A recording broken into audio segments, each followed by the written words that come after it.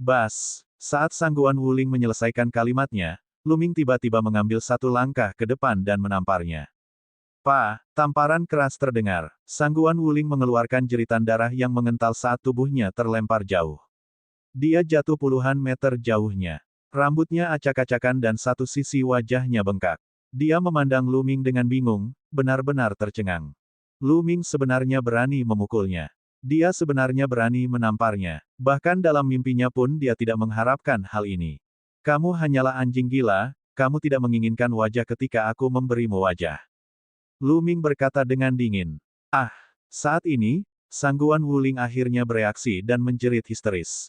Matanya menunjukkan kekejaman yang tak ada habisnya saat dia menatap Lu Ming dan berteriak, "Bajingan kecil, kamu berani memukulku. Aku ingin kamu mati. Aku ingin mengulitimu hidup-hidup." Lu Ming melambaikan tangannya lagi dan menamparkan sisi lain wajah Sangguan Wuling ke udara. Segera, tubuhnya terbang lagi dan jatuh ke tanah. Dia memuntahkan seteguk darah dan benar-benar terpana. "Beraninya kamu. Kamu sedang mencari kematian." Sangguan Wuchen berteriak dengan marah. Dia menggerakkan tubuhnya dan memukul Lu Ming dengan telapak tangannya. Bang! Lu Ming mengambil satu langkah ke depan, dan semua serangan Sangguan Wuchen berubah menjadi gelembung. Saat berikutnya, dia merasakan tenggorokannya tercekat erat. Tenggorokannya dicengkeram oleh cakar besi Lu Ming. Ada pandangan tidak percaya di matanya. Lu Ming sebenarnya telah menghancurkan semua serangan dan pertahanannya dengan satu gerakan dan mencekik tenggorokannya. "Apakah kamu masih berpikir bahwa aku adalah orang yang sama seperti dulu?" Lu Ming mencengkeram leher Sangguan Wuchen dan mengangkatnya tinggi-tinggi. Wajah Sangguan Wuchen memerah. Esensi vital dalam tubuhnya tidak dapat dimobilisasi sama sekali. Itu telah disegel oleh Lu Ming. Hatinya dalam keadaan shock. Sudah berapa lama? Bahkan tidak sampai setahun. Kembali ke wilayah Tianxuan, dia adalah ahli alam lautan jiwa perkasa yang meremehkan Lu Ming. Di matanya, Lu Ming seperti semut yang bisa dia bunuh sesuka hati. Tapi sekarang, di tangan Lu Ming, dia sangat lemah dan tidak berdaya. Itu benar-benar kebalikan dari sebelumnya. "Nak, lepaskan tanganmu. Lord Wuchen adalah keturunan langsung dari keluarga Sangguan. Jika sesuatu terjadi padanya, kamu akan mati." Seorang pemuda yang mengikuti di belakang Sangguan Wuchen meledak dengan aura kuat yang menyelimuti Lu Ming. Puncak alam samudera spiritual tingkat ketiga. Pemuda ini memiliki kultivasi di puncak tingkat ketiga dari tingkat samudera spiritual. Apakah begitu? Ada kilatan niat membunuh di mata Lu Ming. Pemuda itu terkejut dan berteriak, "Kamu menindas yang lemah. Keterampilan macam apa itu? Jika kamu memiliki kemampuan, lawan aku." "Baiklah, pertempuran tidak diperbolehkan di pintu masuk 100 gunung yang dihormati. Jika Anda memiliki dendam, tinggalkan tempat ini atau masuki 100 gunung terhormat untuk menyelesaikannya." Pada saat ini, sebuah suara tua terdengar dari pintu masuk gunung 100 yang dihormati. Ekspresi pemuda dari klan Sangguan berubah ketika dia mendengar suara itu, dan dia segera menarik kembali auranya.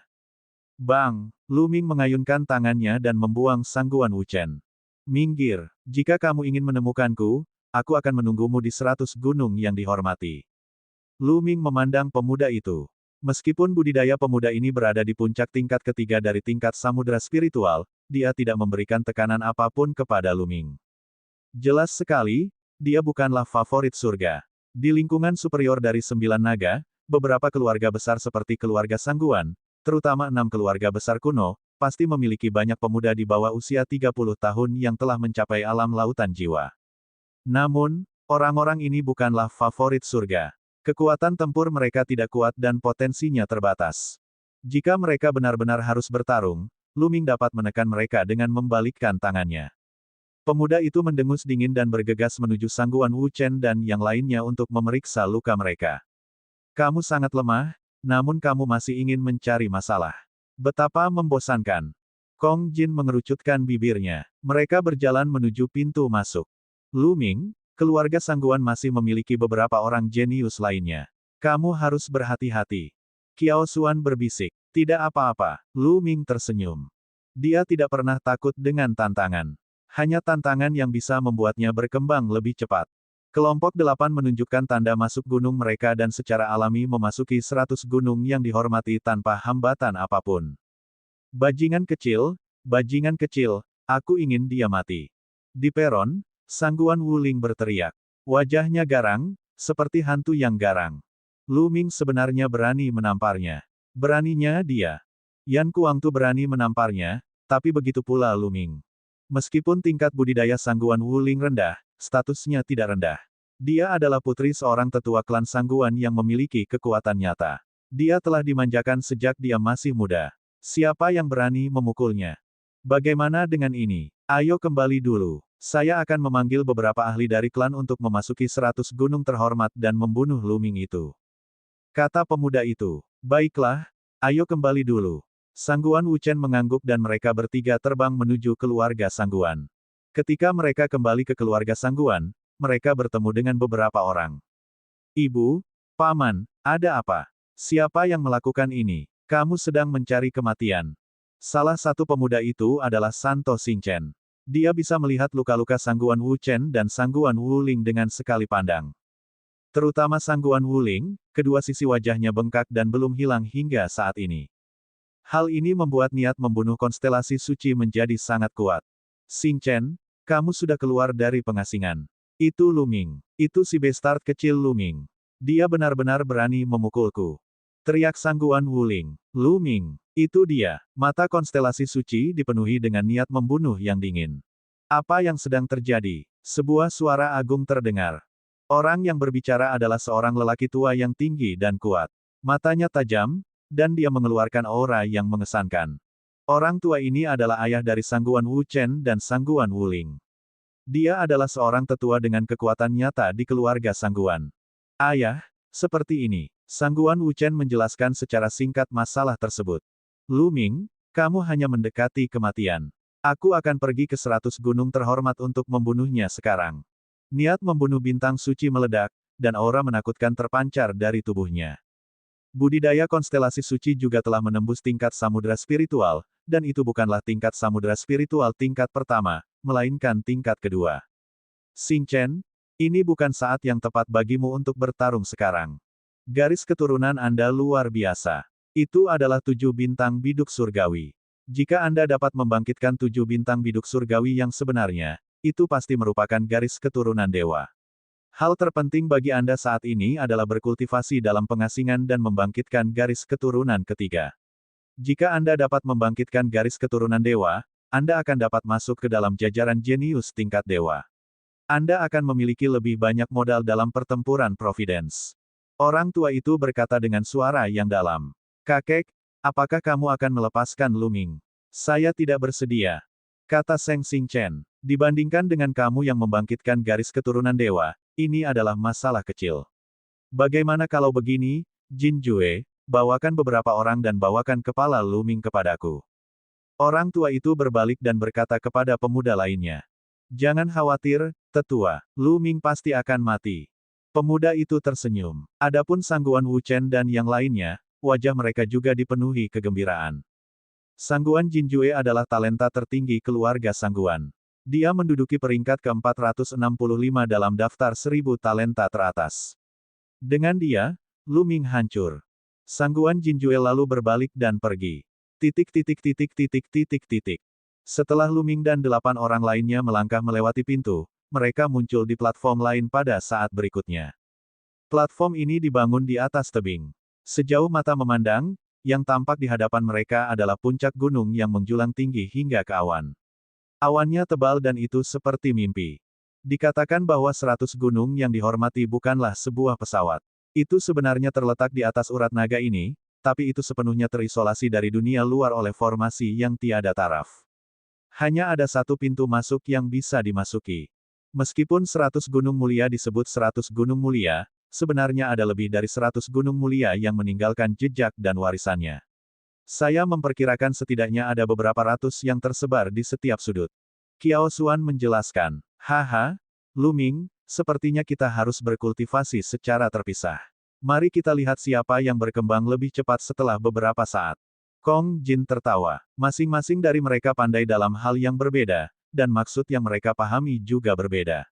Tentu saja, mereka tidak bisa berkultivasi bersama. Di gunung yang 100 dihormati, mereka perlu menemukan gunung yang paling cocok untuk diri mereka sendiri guna meningkatkan pemahaman mereka. Demikian pula, dibutuhkan keberuntungan. Bagus. Kita akan bertemu di sini sebentar lagi. Lu Ming mengangguk.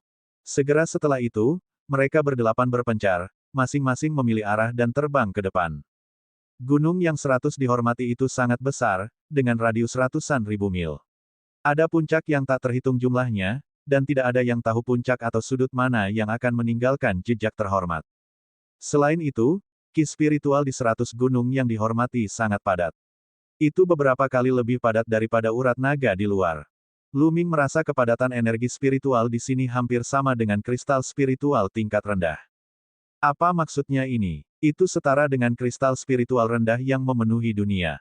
Hanya dalam satu tarikan napas, dia telah menyerap jumlah total ki spiritual yang terkandung dalam beberapa kristal spiritual tingkat rendah. Saya bahkan tidak membutuhkan kristal spiritual untuk berkultivasi di sini. Lu Ming menghela nafas. Dia sangat iri pada orang-orang dari keluarga bangsawan besar itu. Namun, sekarang bukan waktunya untuk berkultivasi. Yang terpenting adalah menemukan tanda yang cocok untuknya dan memahami maksudnya. Lu Ming terbang jauh-jauh. Tak lama kemudian, dia menemukan lebih dari 10 orang duduk bersila di tepi danau. Lu Ming mendarat dan menyadari ada aura kuat di danau.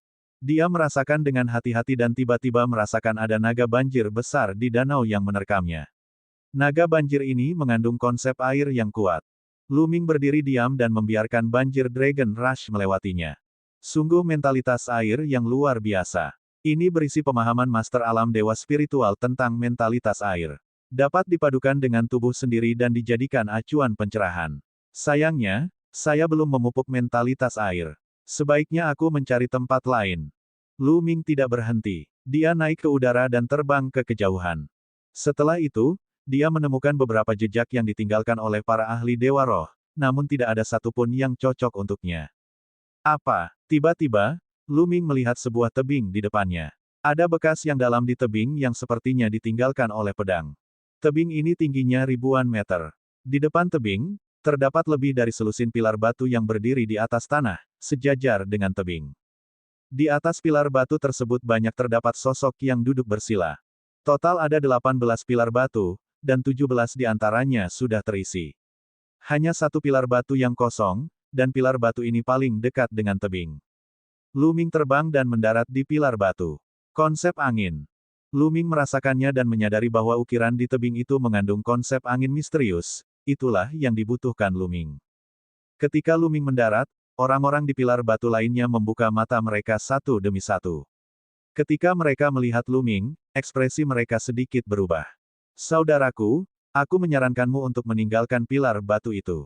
Seorang wanita muda berkata kepada Lu Ming. Mengapa? Lu Ming sedikit mengernyit. Karena pilar batu itu sudah dipesan oleh seseorang. Orang itu mengatakan bahwa tidak ada orang lain yang diizinkan menginjakan kaki di pilar batu ini. Wanita itu menjelaskan. Oh, di mana orang itu? Kata Lu Ming.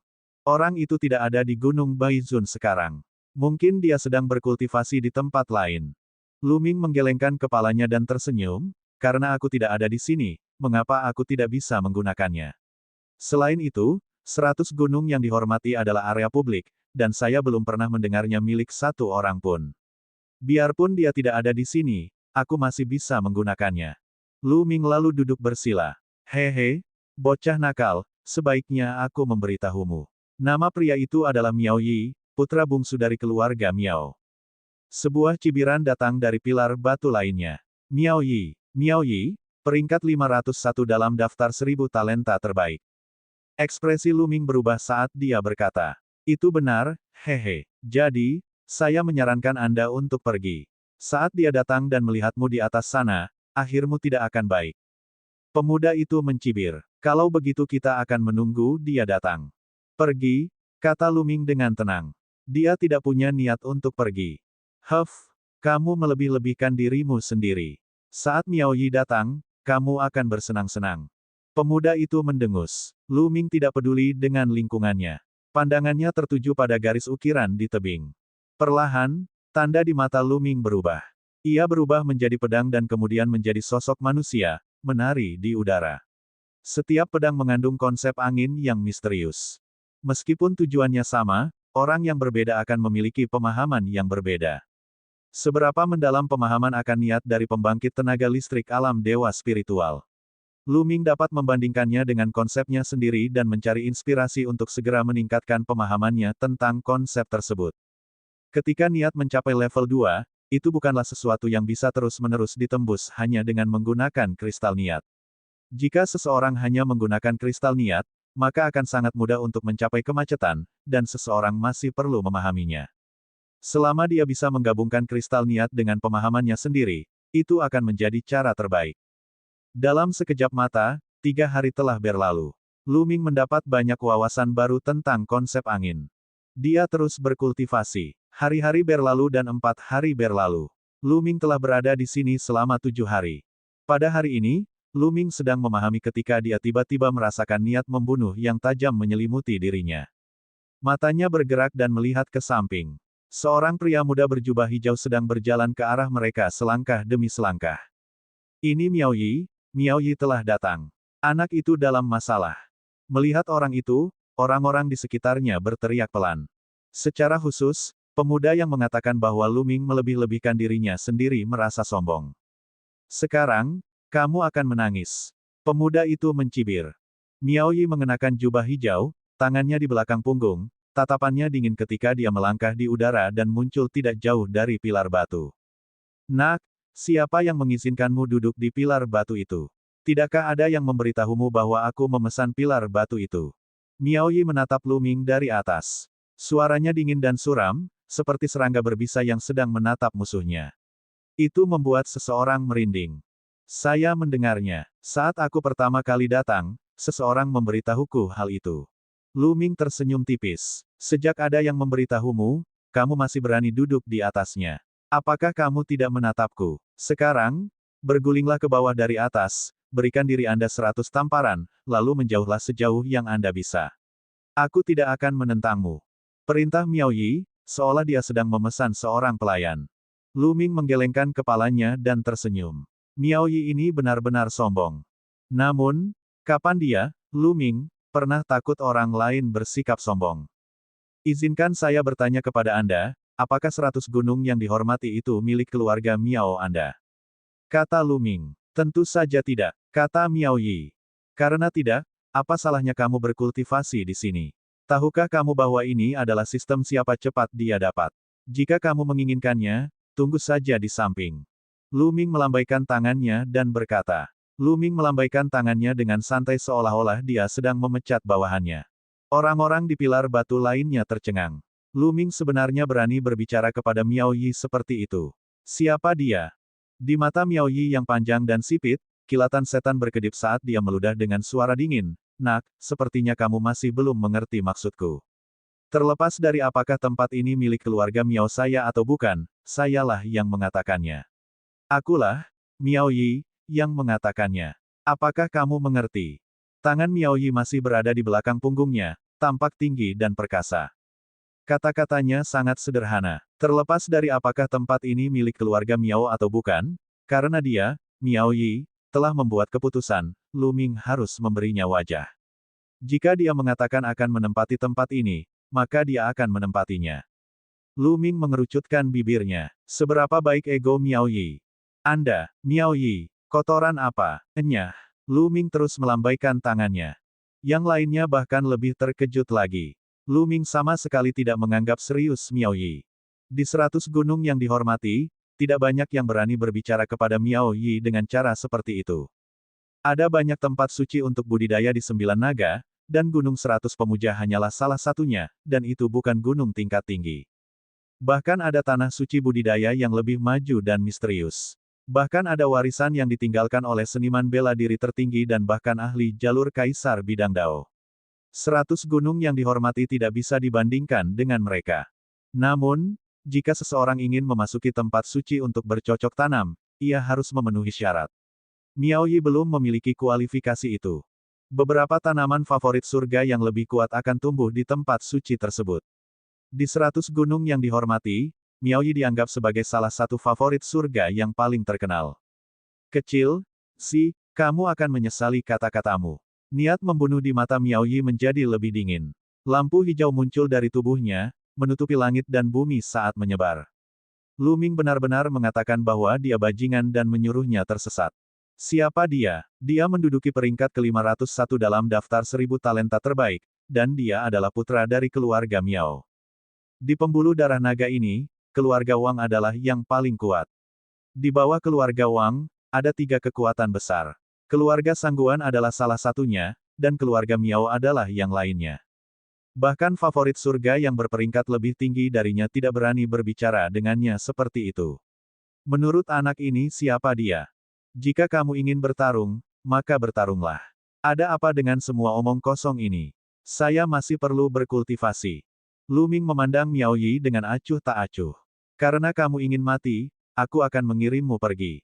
Di tubuh Miao Yi, lampu hijau melesat ke langit, memancarkan aura korosif yang menakutkan. Itu maksud racunnya. Mundur. Ekspresi pemuda lainnya berubah drastis, dan mereka dengan cepat mundur, wajah mereka dipenuhi ketakutan. Konsep racun, menarik. Mata Lu Ming berbinar. Ada ribuan konsep di dunia, tapi ini adalah pertama kalinya Lu Ming menemukan konsep racun. Mati. Dengan lambaian tangannya, sinar cahaya hijau bercampur dengan konsep racun ekstrim berubah menjadi kelabang hijau yang menerkam ke arah Lu Ming. Puncak tingkat kedua dari tingkat samudera spiritual. Saat Miao Yi bergerak, Lu Ming menyadari bahwa budidaya Miao Yi berada di puncak tingkat kedua dari tingkat samudera spiritual, yang lebih dari 1 tingkat lebih tinggi dari miliknya. Ledakan. Lu Ming melayangkan pukulan. Kekuatan mengerikan dari tinju bintang yang meledak menembus kehampaan dan menuju ke labang hijau. Tanda tanya koma. Ketika kekuatan tinju dari tinju bintang yang meledak bertabrakan dengan kelabang hijau, pemandangan yang menakutkan muncul. Kekuatan tinju tersebut benar-benar menghasilkan suara mendesis dan dengan cepat terkorosi oleh lampu hijau. Konsep racun ekstrim sebenarnya merusak kekuatan tinju. Haha, konsep beracunku bisa merusak segalanya. Bahkan esensi dan kekuatan sejati pun bisa terkikis. Anda hanya berada di alam samudera spiritual tingkat pertama, dan Anda masih berani melawan saya. Mati. Miao Yi mencibir, dan kabut di sekitar tubuhnya menjadi lebih tebal. Dengan pukulan telapak tangan, kelabang hijau lainnya menerkam ke arah Lu Ming. Apakah begitu? Lu Ming tersenyum tipis dan maju selangkah. Ledakan, ledakan, ledakan, ledakan. Langit bergemuruh 4 kali berturut-turut saat 9 langkah menaiki surga naga digunakan. Sebuah kekuatan kekerasan melonjak. Kedua kelabang berbisa itu terbelah. Kamu punya beberapa kemampuan. Langit surgawi Phoenix melahap telapak tangan. Melihat kedua kelabang itu telah dibubarkan oleh Lu Ming, wajah Miao Yi menjadi gelap. Telapak tangannya berubah menjadi hijau tua, dan sepertinya dipenuhi garis-garis. Itu tadi siluet kelabang. Cetakan telapak tangan yang melonjak meledak dengan kekuatan korosif yang kuat, menyebabkan ruangan mengeluarkan suara mendesis. Konsep racun ekstrim Miao Yi membuat pusing banyak orang. Banyak orang yang lebih kuat darinya tidak mau menghadapinya. Namun, dia telah bertemu Lu Ming. Lu Ming maju selangkah. 3 maksud angin, api, dan guntur menyatu dan meledak saat dia membenturkan telapak tangannya ke depan. Ledakan. Jejak telapak tangan Miao Yi terbelah, tapi segera berubah menjadi kabut hijau yang menyebar dan menyelimuti Lu Ming. Ini adalah kabut beracun yang dipenuhi dengan sifat korosif yang kuat. Angsa. Lu Ming mengendalikan 9 garis keturunan naga, dan kekuatan melahap yang kuat meledak dari telapak tangan kirinya. Kabut beracun dimakan oleh 9 garis keturunan naga segera setelah mendekati Lu Ming. Bas. Sosok Lu Ming berlari melewati Miao Yi, sebuah tombak panjang muncul di tangannya. Kilau tombak yang mempesona menembus ke arah Miao Yi. Apa yang sedang terjadi? Ekspresi Miao Yi berubah drastis. Lu Ming sebenarnya tidak takut dengan konsep beracunnya dan langsung menyerangnya. Sosoknya berubah menjadi serangkaian bayangan dalam sekejap saat dia mundur dengan cepat. Pada saat berikutnya, cahaya dingin muncul dari tangan Miao Yi, dan dia mengarahkannya ke Lu Ming. Konsep angin. Lu Ming mengangkat alisnya. Miao Yi sebenarnya telah memahami konsep angin dan juga telah mencapai tingkat 2. Namun, konsep angin Miao Yi tidak berhasil menyatu dengan konsep racunnya. Sinar cahaya dingin diarahkan ke leher Lu Ming. Tombak panjang Lu Ming tersapu.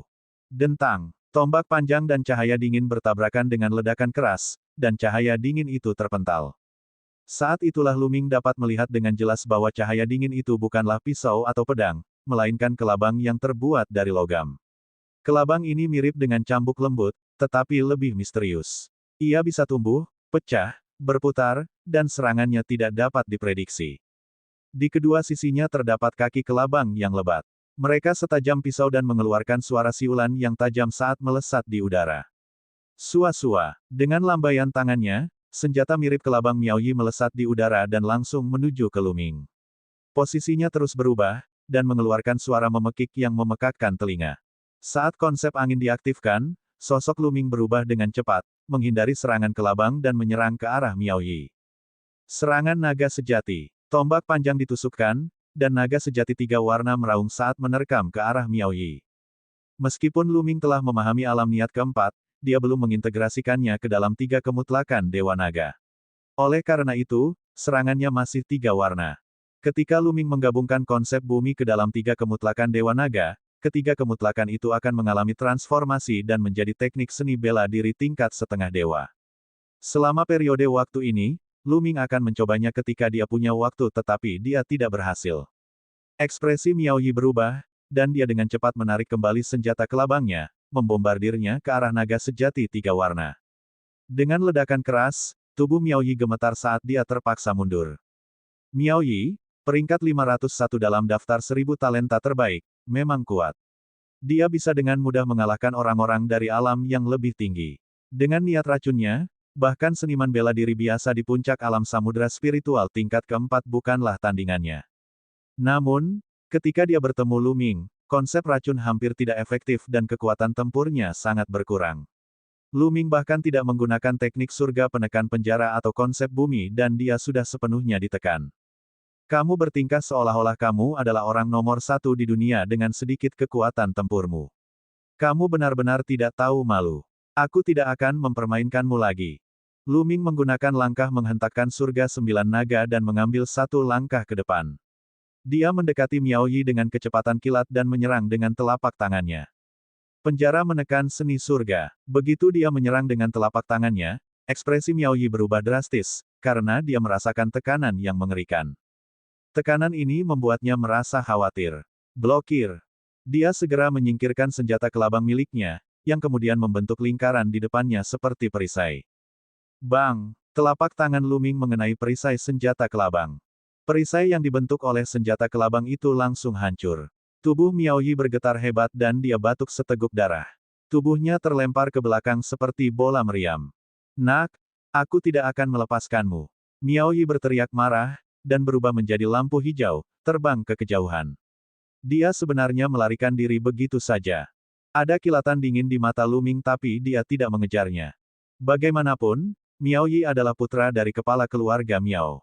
Meskipun tidak pantas bagi para tetua keluarga Miao untuk ikut campur dalam konflik kaum muda sebelum pertempuran Providence, tidak ada yang bisa mengatakan dengan pasti apakah kepala keluarga Miao akan menjadi gila jika Miaoyi benar-benar terbunuh. Namun, jika Miaoyi tidak tahu kapan harus mundur, Luming tidak keberatan mencari kesempatan untuk menyingkirkannya. Pada saat ini, selusin orang lainnya melihat pemandangan ini dengan kaget.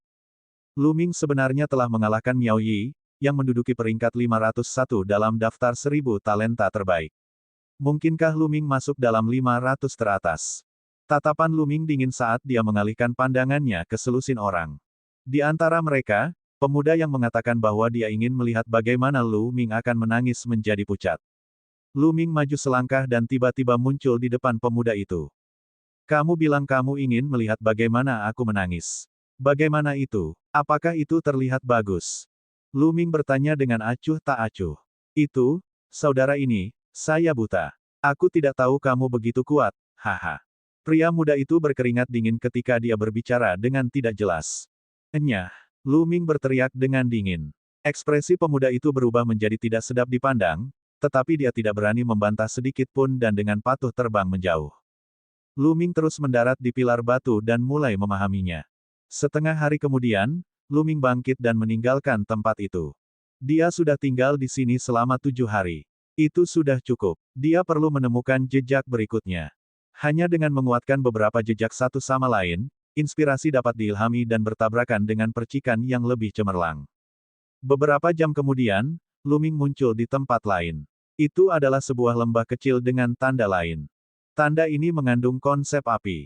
Luming memahaminya dengan tenang. Pada saat ini, 2 kelompok orang sedang mencari Luming di Gunung 100 yang mulia. Di satu sisi adalah Sangguan Jinjue.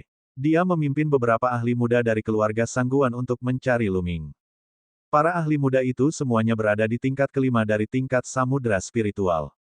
Meskipun mereka bukan anak ajaib, mampu berkultivasi ke alam ini di bawah usia 30 tahun juga tidaklah mudah. Kecakapan bertarung mereka dianggap tinggi di antara mereka yang memiliki level yang sama. Di sisi lain ada Miao Yi.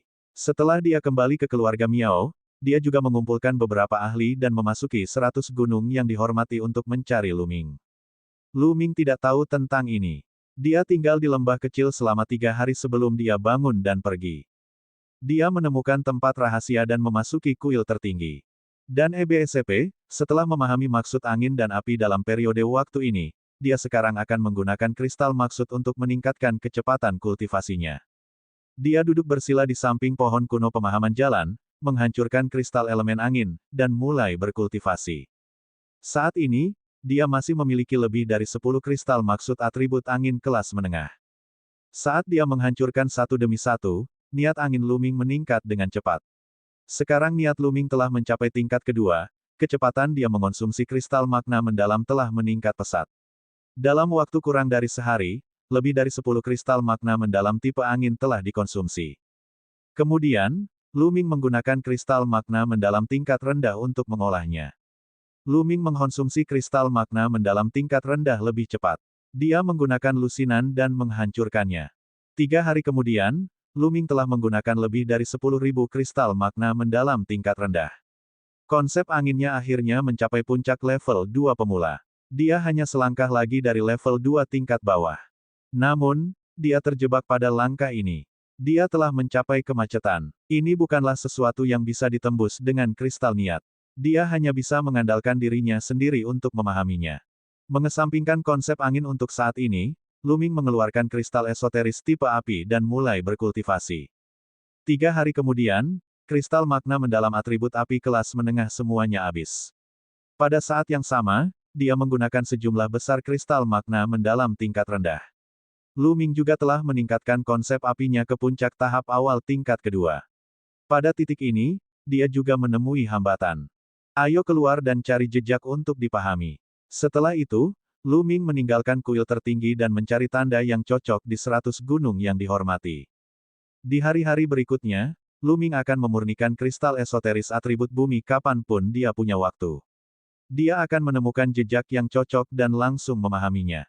Setiap beberapa hari, posisinya akan berubah. Gunung 100 pemuja itu dipenuhi dengan gunung dan puncak.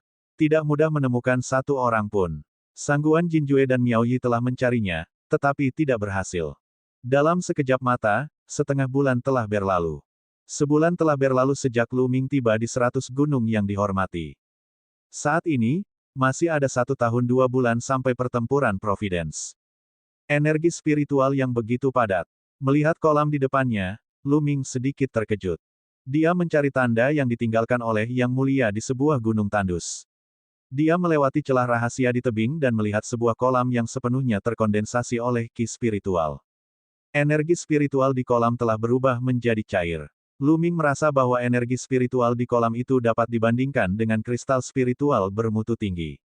Saya bisa berkultivasi di sini dan menerobos ke alam samudera spiritual tingkat kedua. Luming mengungkapkan senyuman. Dalam periode waktu ini, meskipun niat angin dan apinya masih berada di puncak tingkat awal kedua, niat buminya juga telah mencapai puncak tingkat awal kedua melalui budidaya dengan kristal tujuan elemen tanah. Hanya konsep guntur yang sedikit lebih lambat, dan juga telah mencapai tahap akhir dari permulaan level 2. Sekarang, menerobos ke tingkat kedua dari tingkat samudera spiritual bukanlah masalah sedikit pun. Celepuk, Luming melompat ke dalam kolam, dan 9 garis keturunan naga muncul. Dia membuka mulutnya dan menarik napas, dan roh ki yang sangat kaya dari langit dan bumi terus mengalir menuju garis keturunan 9 naga. Seolah-olah Luming telah meledakkan kristal spiritual yang tak terhitung jumlahnya untuk diolah. Luming mengedarkan teknik naga perang yang sebenarnya dan menyempurnakannya dengan sekuat tenaga, mengubahnya menjadi inti penting. Hualala, di lautan roh, Zhen Yuan bagaikan ombak, yang terus bergulung. Saat roh ki terus berubah menjadi Zhen Yuan terus berkembang. 3 hari kemudian, Luming telah melahap dan memurnikan semua energi spiritual di seluruh kolam. Ledakan, ledakan, ledakan. Suara amukan ombak yang menghantam pantai terdengar dari dantiannya, bergemuruh dan meledak. Gelombang aura menakutkan terpancar dari tubuh Luming. Beberapa saat kemudian, dia membuka matanya. Tingkat kedua dari tingkat samudera spiritual. Bibir Luming membentuk senyuman. Niatnya masih di tingkat menengah. Selama saya dapat mencapai tingkat kedua yang lebih rendah dalam keempat jenis niat, dan memiliki cukup kristal spiritual atau Orirok, saya dapat menyerbu ke alam samudera spiritual tingkat ketiga dalam sekali jalan, atau bahkan tingkat keempat. Luming tersenyum, bangkit, dan pergi. Sehari kemudian, Luming muncul di puncak gunung. Sebenarnya ada tombak besar yang tertancap terbalik di puncak gunung. Tombak itu berwarna merah tua, dan dipenuhi aura api yang membakar. Di sekitar tombak panjang itu, setidaknya ada 100 sosok yang duduk bersila. Orang-orang ini semuanya dilatih dalam konsep api. Luming bertanya-tanya. Dikatakan bahwa tombak panjang ini adalah senjata yang digunakan oleh seorang ahli di puncak alam dewa spiritual. Tombak panjangnya patah karena dia bertengkar hebat dengan seseorang. Pakar itu kemudian menancapkan tombak panjang yang patah itu secara terbalik di sini. Namun, tombak ini masih mengandung konsep api yang telah dipahami oleh pembangkit tenaga listrik tersebut. Itu belum hilang bahkan setelah ribuan tahun. Bisa dikatakan tanah suci untuk mengolah konsep api.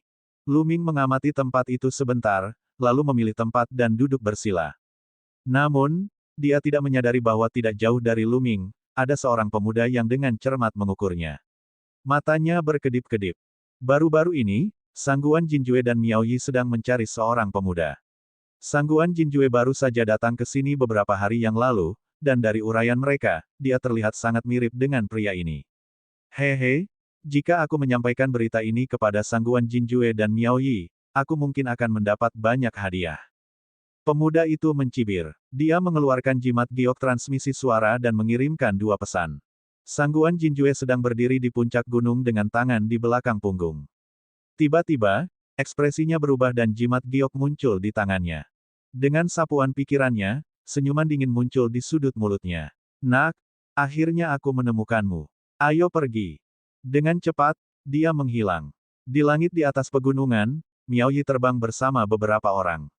Tiba-tiba, jimat giok transmisi suara muncul di tangannya. Setelah memindainya dengan pikirannya, ekspresi menyeramkan muncul di wajahnya. Nak, aku telah menemukanmu.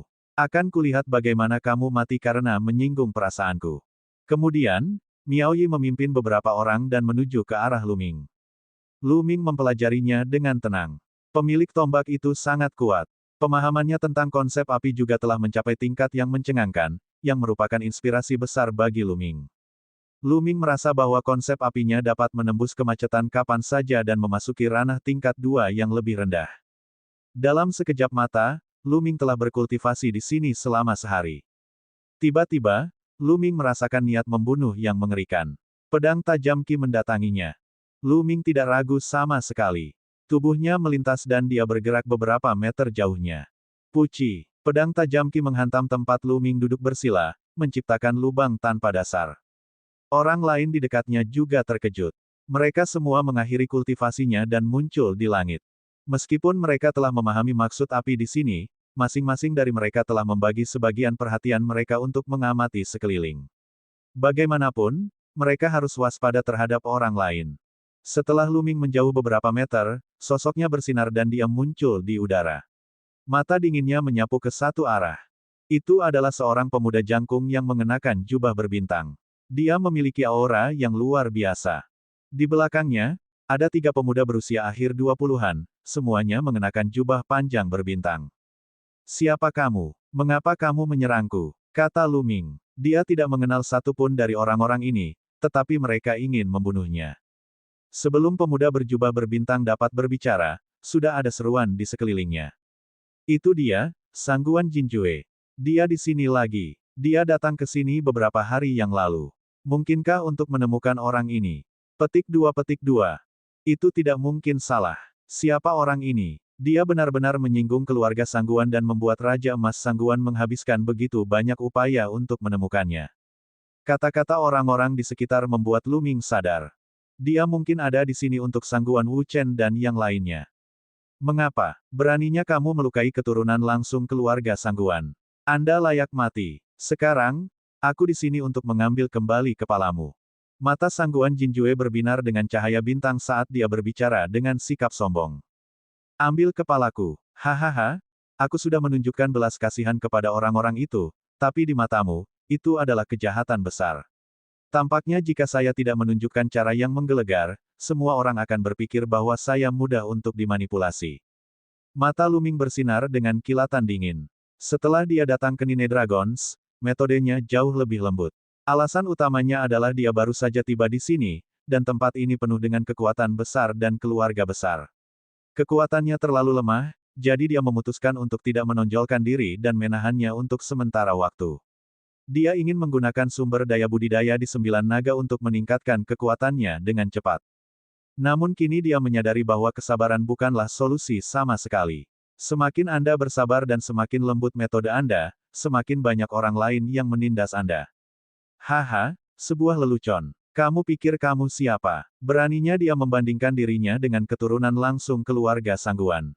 Bunuh dia. Sangguan Jinjue melambaikan tangannya, dan tiga pemuda keluar dari belakangnya. Tubuh mereka dipenuhi cahaya bintang yang mempesona. Garis keturunan yang dibangunkan oleh murid keluarga Sangguan terkait dengan bintang, dan ada berbagai macam bintang. Segala jenis garis keturunan bintang muncul di atas kepala ketiga pemuda itu. Ada bintang pedang raksasa, dan bintang burung terbang. Membunuh. Dengan teriakan nyaring, ketiga pemuda itu melangkah keluar.